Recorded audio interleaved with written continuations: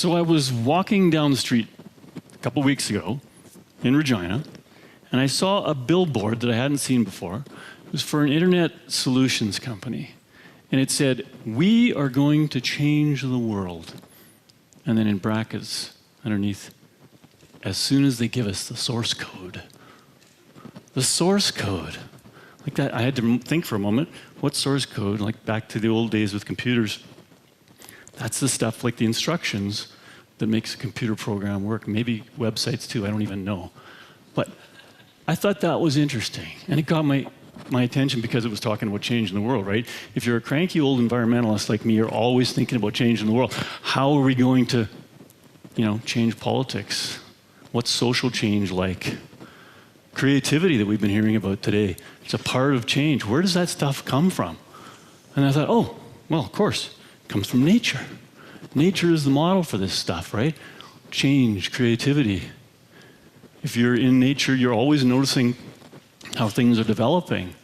Plants grow, things mature, they ripen, and then ever so often there's a cataclysm of some kind.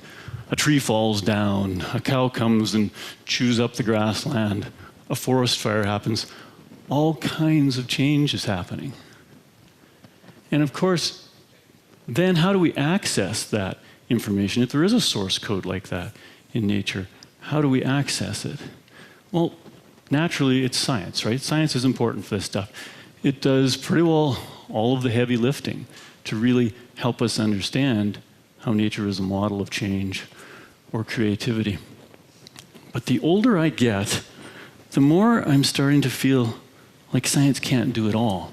It does almost all of it, but there's this little quotient left over that takes a different kind of attention, a different way of knowing, and that's what I want to talk to you about today.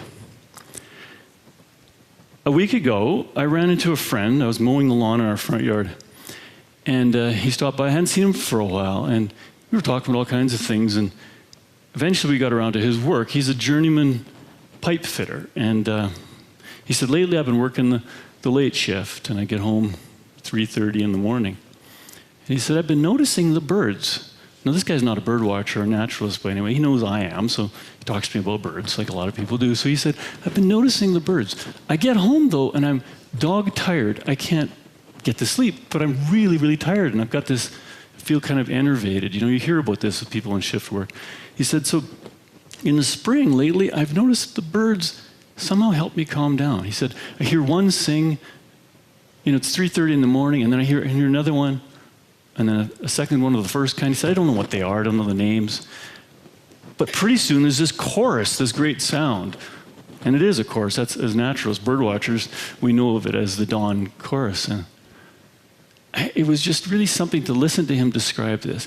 Because what he was telling me was that somehow the sound of the birds settles something in him, lets him shift and change so that he can be ready for sleep. And I thought that was a wonderful story. And it's a little example about how nature communicates with us in ways that are not really, understandable or analytical. We can't rationalize them in any way. As children, I think we experienced all kinds of things that we maybe didn't understand, probably didn't understand. I certainly look back in my own thoughts, my memories of childhood. One of the first things I remember is walking through grass as a wee little kid. I was probably 3 years old. I'm pretty sure I was, because I know this place was the Eastern Qu'Appelle Valley near the town of the Tantallon. We only lived there 1 year, so I had to be 3 years old. It's 1961. And I have the sense of my hand being above me as we're walking along, and this shimmering veil of grass on the sides of me, above my head. And then beyond that, the humpbacked animal shapes of the distant hills. And it just, in my memory, it feels so warm and enclosing and comfortable and secure and safe. We were going toward the fair, because my next part of the memory is that we're there at the tables with the pies laid out, the women behind them, the flowers there in the contest there on the fair tables. And those moments in like that, I think of them now as being like little pieces I collect into like my medicine bundle of memories, of nature experiences. And those things shaped me as a kid that continued well, right up to my adolescence. We were going fishing lots, we were hunting. Once I turned 12 or so, my dad started taking me hunting. So there's long hours of sitting somewhere, right? You're sitting in a canoe, waiting for the fish. You're sitting beside a slough, waiting for the ducks to arrive. Or you're sitting in a goose pit, because we've dug into a field somewhere, waiting for the geese to arrive. Lots of enforced sitting, and some of it was terribly boring, of course, but it was the only way, that I probably ever sat still unless I was watching TV. And I know those things shaped me. We also went for long walks over the prairie. We'd be looking for grouse, usually upland game, one kind or another. Right through my teen years, long walks over prairie, through the bush, again, plodding, normal, just sort of boring stuff. But that came into me somehow and shaped me at that phase of my life. We're sort of shaped in the matrix of nature, I think, in different ways in different parts of our lives. So that was my teen years, I think, that really just the long sitting, the long walking stuff had a big effect on me. And then it reaped benefits later on, I think. But as I became an adult and reached those generative years of early adulthood, for some reason, I think going to university, getting a lot of highfalutin ideas, I decided I wasn't going to be a hunter anymore. I still think hunting is a fine way to relate to nature if you do it respectfully, and some hunters do. But for me, it just didn't feel right anymore to be taking the lives of these animals. But I felt the lack. I wanted to do something. I knew I needed something like that. So I started to read about whales. Dumb idea, prairie person. I'm interested in whales. But I just loved the idea of whales. I got excited by them. There was a big piece of nature, right, that it just grabs your imagination.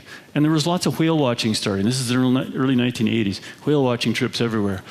I read about them just to think about it. Finally went on a couple with my wife, Karen. We were just dating at the time. We went on one trip. It was a kayak trip for 8 days in Johnson Strait, in the north end of Vancouver Island, Telegraph Cove, Port Hardy, paddling in kayaks all day. We'd see the whales in the distance. This was focusing on orca whales, the killer whale. We'd see them in the distance every day, but we could never get close to them. Finally, on the 8th day, I knew it was our last chance to have a close experience with these great creatures. We woke up, and the world was covered in fog. It was sky to sea, the same tone of gray. And I thought, well, how is this going to work? But as soon as we got on the sea and started paddling back to our original point where we had started from, we could hear the puffing of whales ahead of us, and we knew they weren't too far into the fog. So we paddled in that direction. That's where we were going anyway. Paddling along, getting closer, hearing the sounds. It was thrilling to know that we were going toward these great behemoths in the sea ahead of us. A little frightening, but eventually we saw them come up. The large dorsal fin of the lead male. Apparently they're led by females, but we'll say the lead male. And then the smaller fins of the other females and younger males and so on, diving ahead of us. But it was still quite far, 60, 80 meters away. Finally, they all went down at once. And I thought, okay, this is it. So let's paddle right into that spot. So we went right ahead.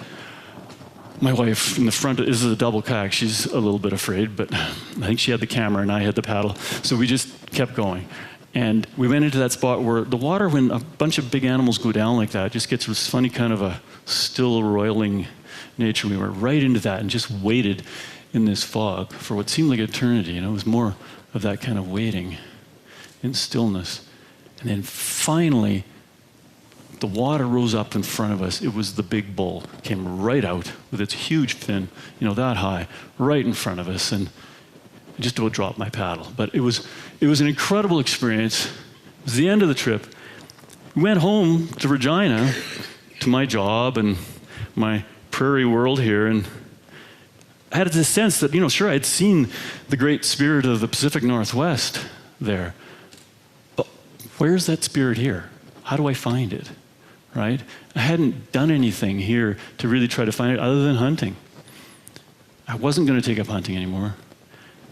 But I started to look for it in ways, and I found that by experiencing the grassland, the little bits of native prairie we've got left here. Even though the bison are gone, if you go to those places and you get to know the birds in particular, the grassland birds still kind of hold some of that itinerant, dynamic spirit, the roaming spirit of the bison. And I fell in love with those birds in particular. And so through the generative years of my life, from 2024 to now, I've spent a lot of time with those birds in grassland. And I know that it's not a thrilling bit of nature like an orca whale or a grizzly bear. It's not the charismatic megafauna. But there's something about them that really got into my soul. Anyway, fast forward to now. I'm a cranky old environmentalist. And I've spent a lot of time trying to defend that grassland in writing, talking, convincing people that we should all love it and take better care of it. But I've gotten this sense now that I really am still, perhaps more than ever, missing that last bit of the source code from nature, the information that we might get from a deeper form of listening, right? It's easy in a sense, it's natural for us. It's our default position to always use our rational minds, our analytical minds. For me as a bird watcher, to learn how to identify the birds and, understand their ecology, read the books, and learn from other people about it. But how do we listen more deeply with our hearts? How do we open ourselves up to those other kinds of human faculties that are very, very real, that allow the poetry of nature to touch us? How do we open our imaginations up and let's begin to listen with our hearts? This all came to me with some force a couple of years ago. It was actually 3 years ago, almost this very week. That winter before, I had spent most of the winter chasing pigeons off the roof of my house. A lot of people in Regina have this experience. The pigeons start nesting, you got to get them off. I just thought I'd be cool. I'm the bird guy. I'll just let the pigeons nest there. No problem. Well, at one point, my daughter, oldest child, came to me and said, "Dad, what are these little dots moving around in my arm?" And I knew what they were immediately. Those were bird mites. And they were coming in our house from the pigeons. So I thought, this is not going to work. and Karen wasn't happy. So I figured, this is where your love of birds is going to stop. So I got up there and I was fighting with the pigeons all winter. They are incredibly tenacious and persistent. They just keep coming back. And it was in a spot they were nesting that I could not get to because it was way under a high dormer with just trust me, there was no way to get up there.